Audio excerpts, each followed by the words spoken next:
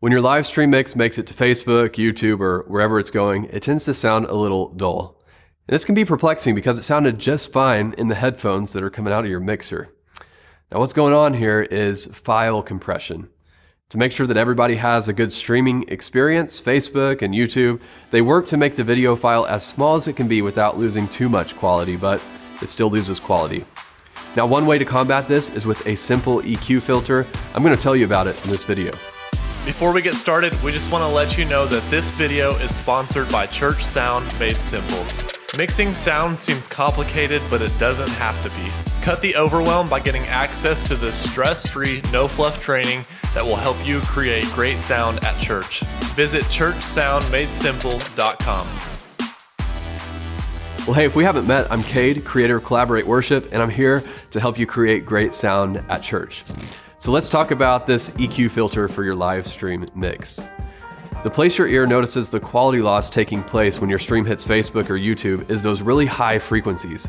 These are the frequencies that make the sound bright and exciting, and so all you have to do is boost these a bit to compensate for the quality loss. This EQ filter will go on the 2 bus mixes that you're using for your live stream mix. If you don't currently have your live stream set up using 2 bus mixes, I highly recommend setting it up this way. I have a video that'll help you get it set up. I'll include a link in the description. All right, let me show you how to dial in this EQ filter.